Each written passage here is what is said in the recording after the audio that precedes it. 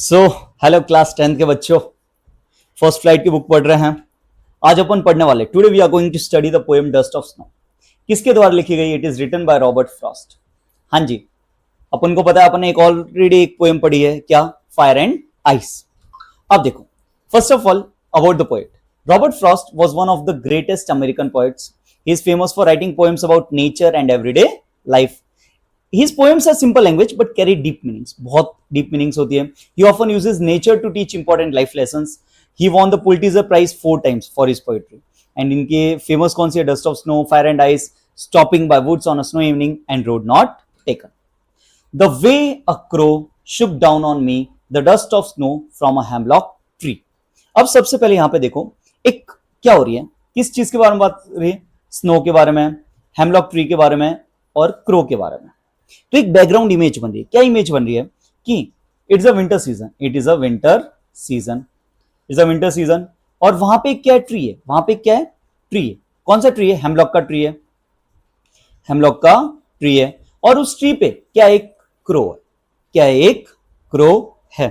अब हालांकि now you will be thinking कि सर जो क्रो है ना, यहां पे पोएट ने क्रो यूज क्यों किया? स्पैरो यूज कर सकते थे, पिकॉक यूज कर सकते थे, जो नाइटिंगेल है उसको यूज कर सकते थे, ओके। बट जो पोएट है उसने क्रो को क्यों यूज किया है? हाँ, क्योंकि सर जो क्रो होता है ना, वो किस चीज को रिफर करता है? वो बैड लक को रिफर करता है, सौरो को रिफर करता है और डेथ को रिफर करता है। Great, nice. ये अपन आगे पढ़ने वाले हैं। शुक down on me, Shuk down on me, Shuk down यानी फ्लटर किया। क्या किया? फ्लटर किया। द डस्ट ऑफ स्नो, जो स्नो का जो डस्ट था ना, वो from a hemlock tree, from a hemlock tree किसके ऊपर गिरा? पोएट के ऊपर गिरा। अब चलो अब अच्छे से पढ़ते हैं। ये अपना दूसरा है। The way a crow, the way a crow, the way a crow यानी जिस तरह से क्रो। तो क्रो किसको रिफर करता है? क्रो रिफर करता है बैड लक को, डेथ को, सौरो को और नेगेटिव इवेंट्स को। अब इससे अपन को पोएट क्या दर्शाना चाह रहे हैं? देखो, ये जो पोएम्स होती है ना, बड़ी सिंपल होती है, लेकिन ये बहुत ज्यादा डीप मीनिंग कैरी करते हैं। ये क्या बोल रही है? अनएक्सपेक्टेड इवेंट्स, अनएक्सपेक्टेड चीजें, अनएक्सपेक्टेड थिंग्स। क्लियर? आगे अभी और पता चले। शुक down on me, Shuk down यानी कि जैसे वो फ्लटर किया, जैसे वो क्या किया?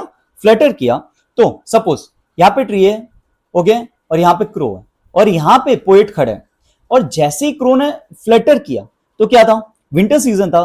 तो वो जो स्नो थी, वो the dust of snow, the dust of snow fell on the poet. और किससे फेल हुई? Hemlock tree. अब यहां पे आप देखो, बहुत मस्त। क्रो जो है वो bad luck, death, sorrow, negative events को दर्शाता है। और वही जो हेमलॉक ट्री होता है वो पॉइजनस ट्री होता है। और वो कब यूज किया जाता है? जब अपन को किसी की sadness, suffering, pain and death के बारे में बताया। तो इस पोएम को पढ़ के स्टार्टिंग में अपन क्या सोच रहे हैं कि ये कुछ ऐसी पोएम है जो बता रही है कि हाँ कोई उदास होगा, क्लियर, किसी का जीवन बहुत गंदा चल रहा होगा और कुछ नेगेटिव चीज दे रही है। बट एक्चुअल में नहीं, ये पोएम बहुत अच्छी है। अब देखिए, a way of crow, a way, the way of crow. Crow actual में क्या होता है? Bad luck, death, sorrow, negative events. लेकिन यहाँ पे जो पोएट अपन को बताना चाहते हैं कि जो अनएक्सपेक्टेड थिंग्स होती है ना, वो भी अपन को गुड लक दे सकती है, गुड लक दे सकती है। जैसे कि क्रो हुआ और हेमलॉक ट्री हुआ। अब दूसरा, शुक down on me. Shuk down यानी अब जो क्रो वहां पे बैठा था उसको पता तो नहीं था कि क्या, कि जो पोएट है वो नीचे से जा रहा है, तो उसने क्या बोला? शुक डाउन ऑन मी। तो शुक डाउन ऑन मी क्या बता रहे हैं? अनप्लैन्ड इवेंट्स, अनप्लैन्ड इवेंट्स, ऐसी चीज जो कभी क्या होती है? अनप्लैन्ड, जो कभी प्लान नहीं होती है। आगे इसका क्या होने वाला, आगे आप पढ़ोगे। The dust of snow, the dust of snow. अब देखो, डस्ट क्यों यूज किया? वो तो जो स्नो है ना, वो बहुत सारी हो सकती है, बहुत बड़ी बड़ी हो सकती है, लेकिन यहाँ पे डस्ट। अब यहाँ पे डस्ट का मतलब fine particles of snow, fine particles of snow, बहुत ही छोटी छोटी स्नो। अब ये जो सारी चीजें हुई है, ये अपन को सेकेंड पैराग्राफ में पता चलेगा कि इसका इवेंट क्या हुआ। सो द वे क्रो, एक जो क्रो है वो एक हेमलॉक ट्री पे बैठा है, शुक डाउन ऑन मी, और जैसे वो फड़फड़ाए, जैसे वो फ्लटर किया, तो उस डाली पे, उस ब्रांच पे जो क्या पड़ी थी? क्या पड़ी थी? क्या पड़ी थी? जो स्नो पड़ी थी, जो डस्ट ऑफ स्नो थी फ्रॉम हेमलॉक ट्री, वो किसके ऊपर आके गिर जाती है? किसके ऊपर गिर जाती है? हाँ जी, पोएट के ऊपर। अब देखो आगे क्या होता है। अंडरस्टूड? इतना समझ आया? पक्का? Done? Has given my heart a change of mood, has given my heart, my heart. और जैसे वो स्नो, जो डस्ट है, वो मेरे ऊपर पड़ती है, हैज गिवन माई हार्ट। अब यहाँ पे माइंड भी तो यूज कर सकता है, क्यों? बिकॉज इट इज सेइंग कि वो इंटेलेक्चुअल नहीं हुआ, जो चेंज हुआ ना इट इज नॉट इंटेलेक्चुअल, ये this is not working properly, that's why intellectual. So it is saying कि हैज गिवन माय हार्ट, मतलब किसको चेंज किया? माइंड को चेंज नहीं किया, हार्ट को यानी कि जो उसके इमोशंस चल रहे थे उसी को पूरा चेंज कर दिया। किसको चेंज कर दिया? इमोशंस को चेंज कर दिया। And a change of mood, हाँ जी, अब क्या सुना? Change of mood.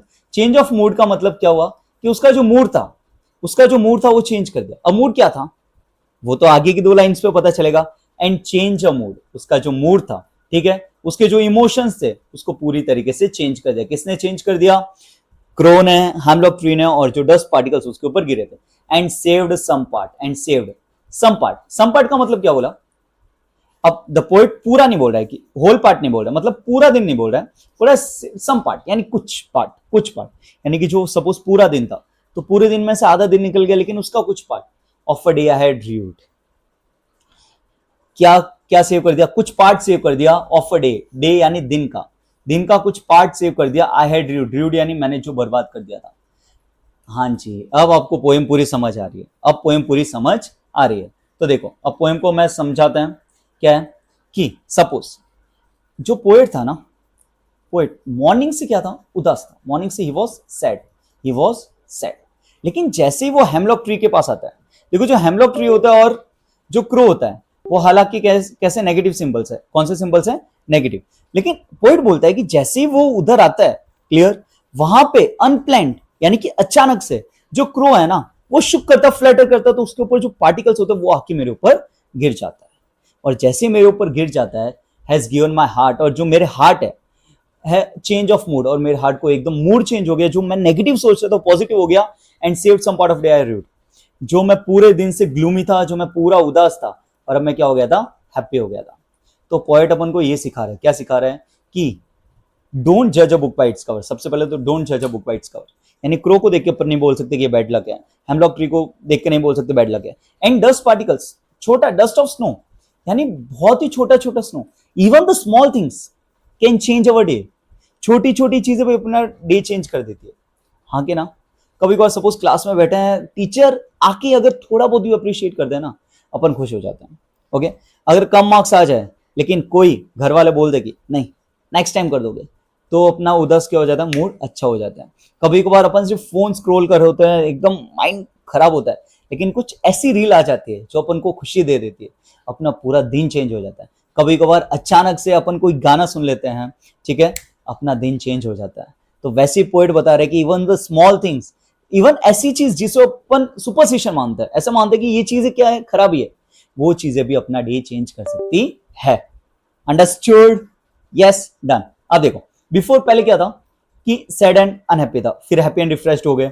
Regretting the day के बारे में बहुत ज्यादा रिग्रेट कर रहा था। Enjoying the rest of day, negative thinking थी, पॉजिटिव हो गई। ग्लूमी मूड हो गया, ग्लूमी यानी सैड मूड था, अब कैसा हो गया? चीयरफुल मूड हो गया। होपलेस था, होपफुल हो गया।